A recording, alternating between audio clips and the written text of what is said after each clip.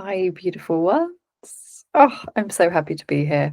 I've been struggling with, had a sore throat and it turned into a bad cold, but my body is detoxing it out. I know a lot of people have been ill recently. So if that is you, don't worry. Is your body just getting rid of this old energy, ready for spring, like a spring clean? That's what I always think of. And I always feel much better after I've kind of just let myself rest, just let all the snot, let it all out. Let it all out.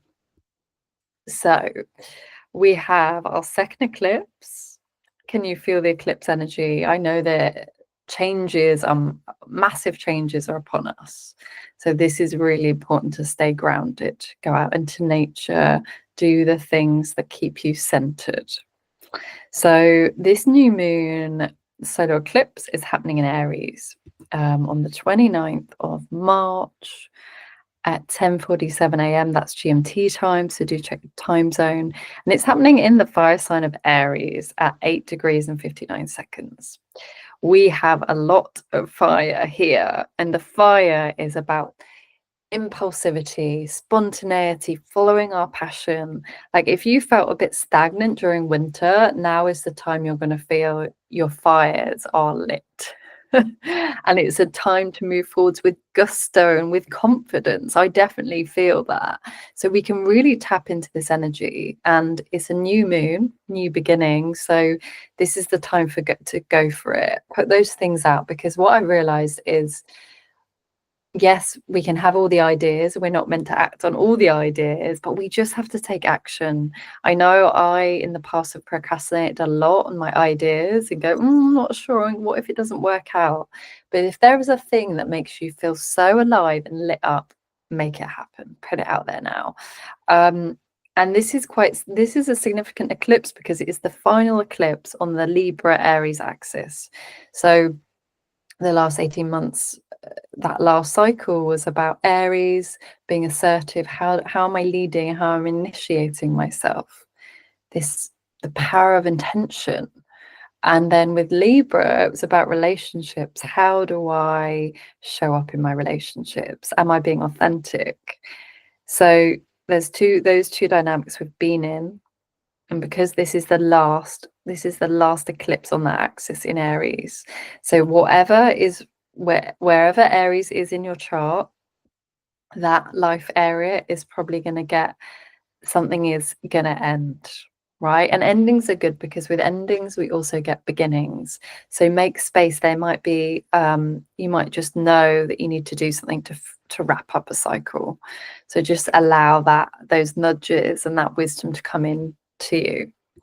So there's a lot of fire at this eclipse. We've also got a lot of planets in Pisces. So we've got the water fire dynamic. And of course, these elements are very different. The water wants to put the fire out. They don't quite understand each other. And that ram of being assertive and being courageous, we can lean into that at this new moon. So how can you be more assertive? How can you be bolder in your life? Right? I know it's scary when you have a new vision. There can be like the doubt and the fear and all of that, as well as the excitement and the passion. But we have to walk alongside fear. So leaning into that passion, because when you channel that passion, that is so magnetic, right? Like I realized if I look back, I feel like I've been playing small, and this is the year I really feel like I'm ready to be more visible, and I feel safe in my nervous system to be more seen and be more visible. And that's taken a lot of regulating my nervous system, a lot of that inner work, but I know it shows. And it was so beautiful because I saw a friend the other week and I haven't seen her in like 6 months, and she gave me this beautiful reflection, and she was like, you are different, you are glowing, you are so confident, it's like something has changed in you. And that was such a beautiful reflection, because we often don't see that in ourselves. Like we can't recognize how far we've come in 6 months. And I've done a lot of hermiting and healing at the end of last year, so that it makes sense.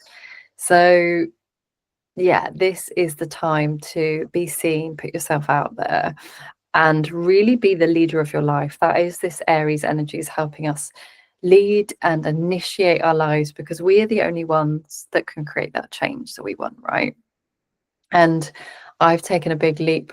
The other week, I was in a beautiful Dare to Prosper 10-day challenge, and I've invested in the 8-week group program of how it teaches you how to have a strategy and how to actually create a group offering, a group program. And I'm like, yes, this is where it's at. I think I'm meant to be working with groups. My sun Saturn conjunction in Capricorn is in the 11th house of groups, community. Like, that is what I'm feeling called to. So I took that leap, but I also had to walk with fear. You know, fear has a voice, fear has wisdom for you. It's just not letting the fear dictate and run your life, right? So how can you be more assertive in your own life? What is it you truly desire? Like, this is the time to envision, reimagine what it is you're creating, because anything really is possible. Because beginnings and endings, they coexist together. So with all that Pisces energy, it's like, I call it the soup of delusions. Venus conjunct Neptune. Venus is about our values. You know, what that mystical part of you just really seeks peace and compassion. So it's like, how can we hold the peace and compassion in our own lives, be able to dream, and also initiate those projects and those visions we've got, which is very Aries, that fire. But that Venus Neptune is allowing us to dream and to go into that mystical realm where anything is possible, but also looking at, okay, where am I deluding myself? Like, where am I in dissonance with my values? So like, I feel like this is my value, but I'm out of sync with it. And I'll share this, and I'm not proud of this, but I do sometimes order off Amazon, and I realized that that's not in line with my values. If I wanna support small businesses, then I need to be buying those books from other sources. So that is something I'm going to stop doing, because it's not in line with my values. So it's things like that. Where are you putting your energy? Are you making time for those values? You know, if it's freedom is another one of my values, like to create a life where I can decide what I want to do each day. And, you know, as much as the money is still something I'm very much working on to create more stability in my business, I'm creating a life of freedom. I wake up when I want, I do my morning routine.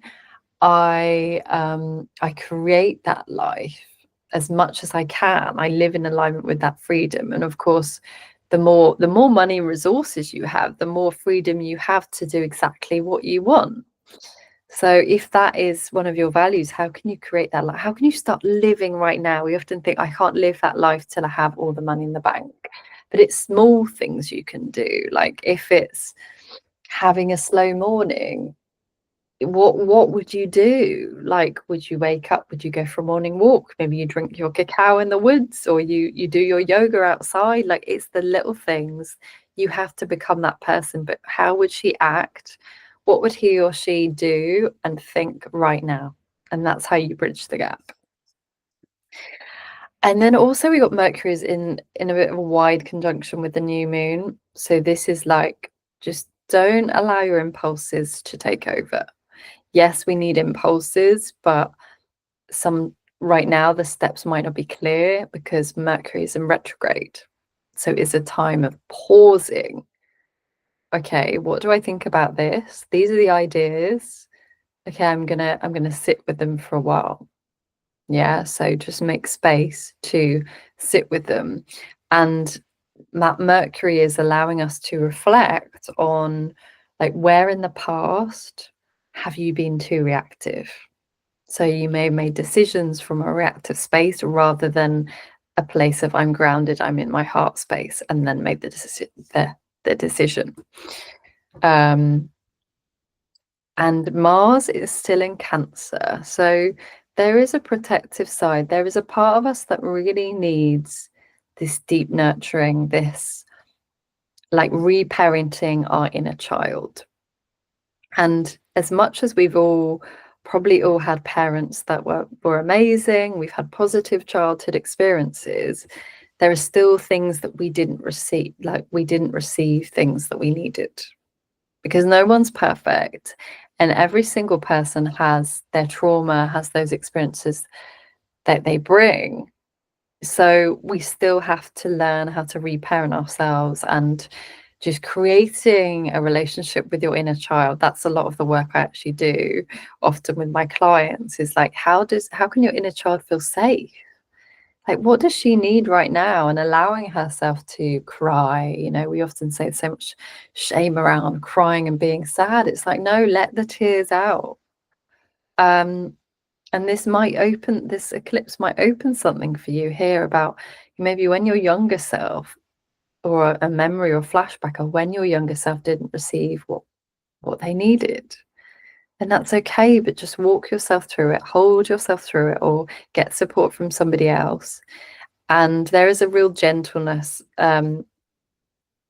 needed as well at this eclipse. So as much as the fire is brewing, that water is going, okay, what are my soul needs? Yeah, my human needs, I need to do these actions, but what does my soul need on a deeper level? And that might be space.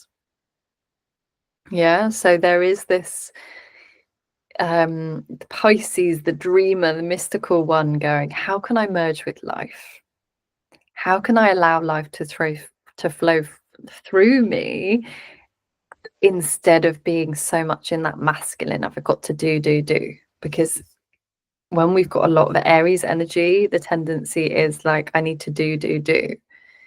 But then the masculine and feminine are out of balance. It's like, okay, how can I be still, be in this spacious place within myself, and then take the inspired action? So it's holding both of those points of view. So yeah, this is a fiery one, guys. Just be mindful of your reactions, any fire, any anger, and those deep emotions that surface. Let it out, because you will feel better. Go scream into a pillar, go dance it out, whatever you need to do. And yeah, let me know how this eclipse is feeling for you. And if you're enjoying my videos, don't forget to subscribe to my channel. And thank you, loves. Happy eclipse.